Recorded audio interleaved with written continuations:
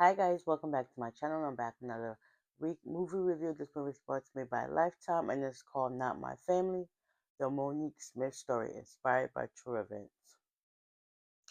So, Symbol Monique Smith was born around, I believe, 1970 something. We don't know, but it just shows her one night she got up because I guess it was hard for her to go to sleep. So her mother was downstairs playing cards.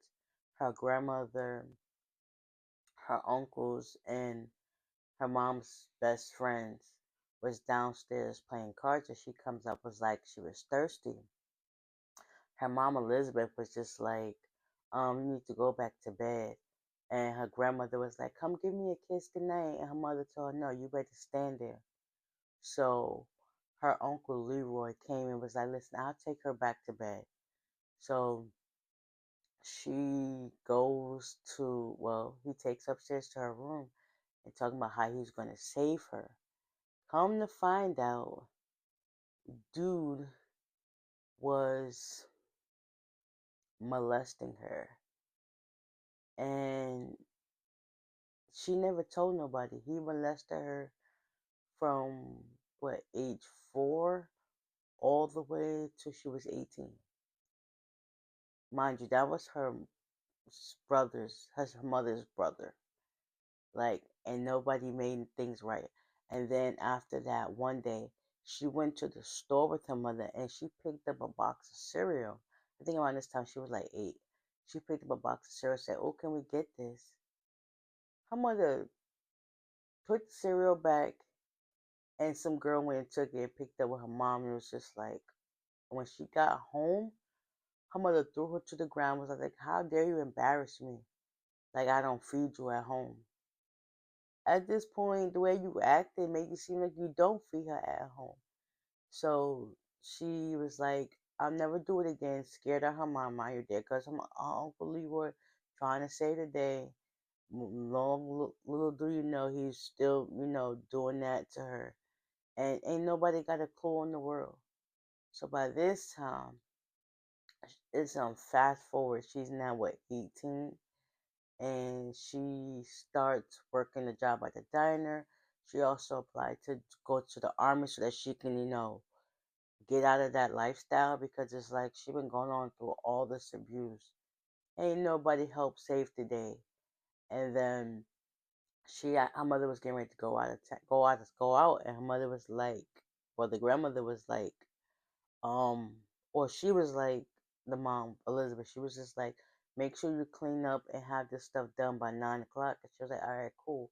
So then she was like, mom, can I get my birth certificate and stuff so that I could, apply for something? She was like, no. She ended up slapping the crap out of somebody, and it was just like, what was that granted for? Like, and then her mother left. So when her mother left, she went inside her room and she ended up finding all her documents and a whole thing of money.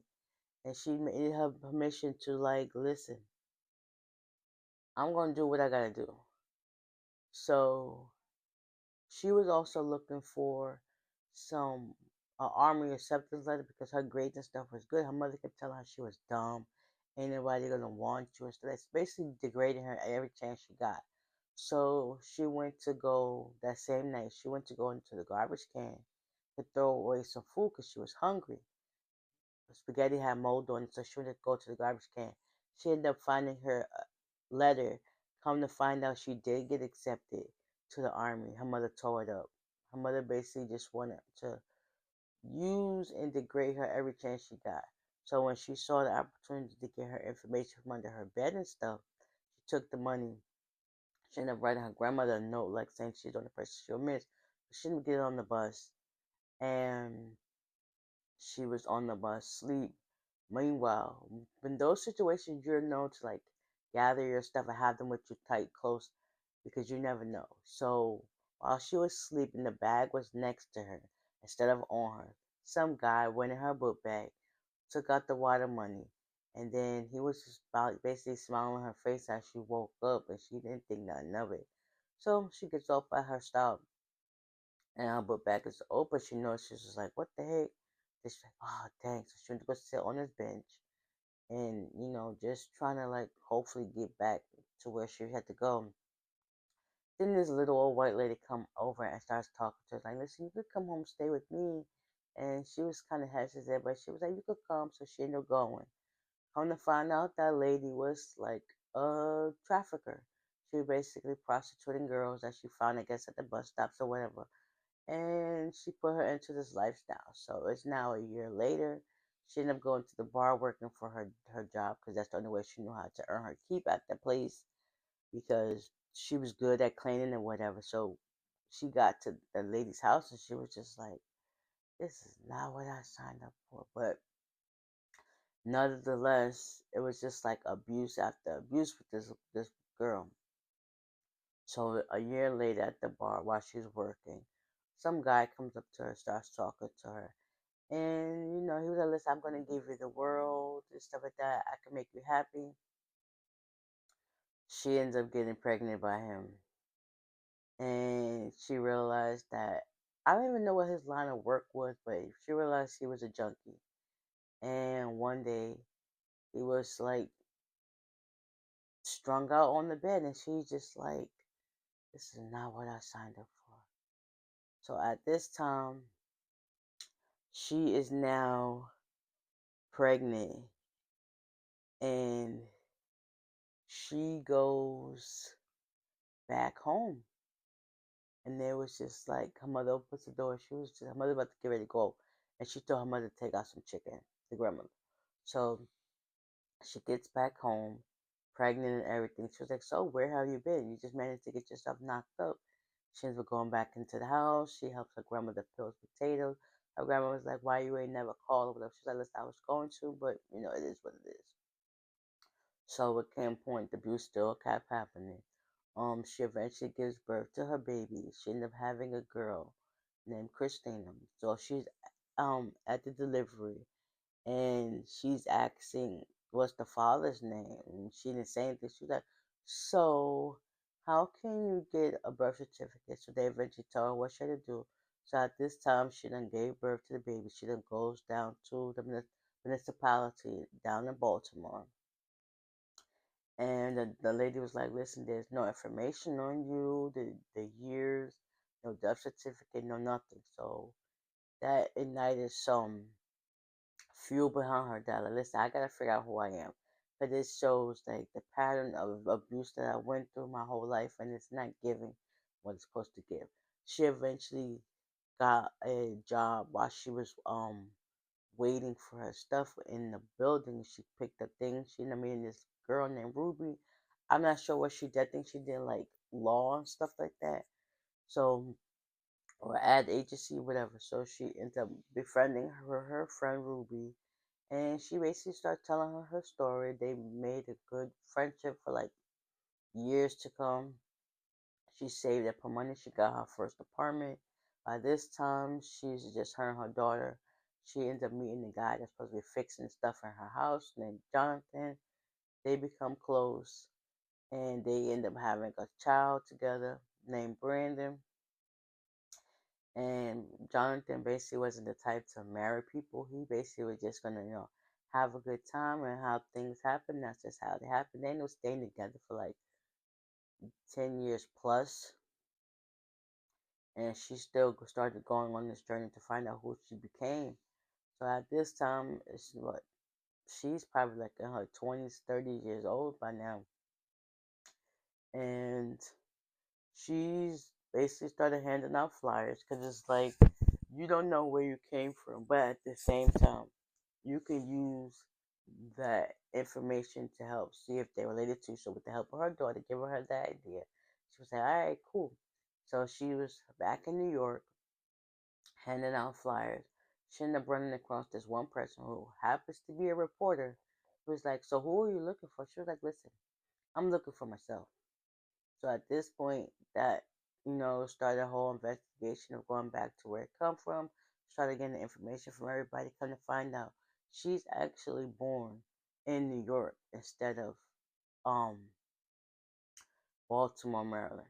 So with the help of her social security card, she was able to like, you know, reach out to people. She also got in touch with her uncle Nelson, who gave her his DNA to like see if she was really related, because it's like it makes no sense how all y'all people claimed y'all love me, but the love was never there.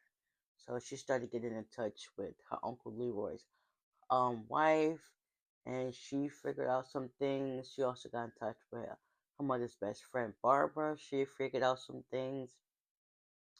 All in all, it came to the point where her name was actually her name, but her last name ended up being Harris.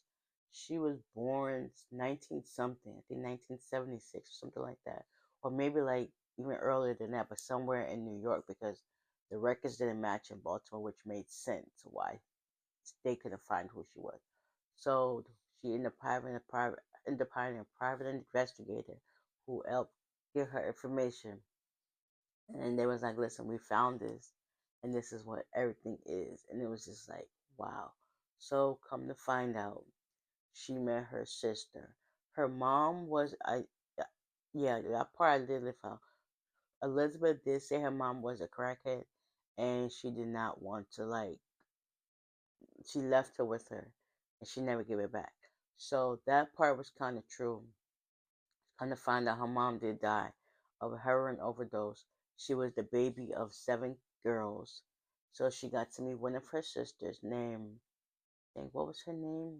Ruth or something like that. Yeah, Ruth Harrison. And her daughter was there. She found out she really had family, because at one point her son Brandon had a family project. This is how it all transpired. And she wanted to figure out where she really came from, because he had a family tree project. So come to find out, everything that Elizabeth said was a lie. She got to meet her real family, and it was definitely overwhelming and heartbreaking to see that all the abuse that she went through her life made her stronger. And at one point, her not husband, but her boyfriend Jonathan was like getting uptight, because it's like he got mad because he had to babysit his kids. Like, isn't that what you're supposed to do? Like, what the heck? Why do men always think that it's a chore or a job to watch their own kids? Like, you made it, you helped made it, do your part. Like, it is what it is. I'm not gonna kill you. So he was feeling some type of way. Eventually, Elizabeth ended up dying. She didn't want to go to the funeral, but the kids wanted to, because they still made a bond with her, and that became their grandmother. So they took them along with, I guess she had cousins or whatever, and they went as well. And Jonathan was like, "You're not gonna go?" She was like, "Listen, I made my peace with her a long time ago. I forgave her, so it is what it is." So all in all, she got to meet her real biological family, and the love was out overpouring, and it felt so good. So it's crazy that she felt that way her whole life, and she got that in an instant doing all that. And it was just crazy. Like, yeah, it was crazy that she went through so much stuff too, and she became strong, resilient, and she wrote a book about her whole situation. It was like, yeah, it was definitely worth watching. I really enjoyed it. So you could catch it on Lifetime, called Not My Family, the Monique Smith story. And the real Monique was in the movie. I didn't even realize that. So yeah, it was great. I definitely recommend y'all watching it. Trust me, why you still can. So with that being said, hopefully this review wasn't too all over the place and y'all were able to keep up. But nonetheless, I enjoyed it again. So with that being said, I will see y'all in the next one. Bye.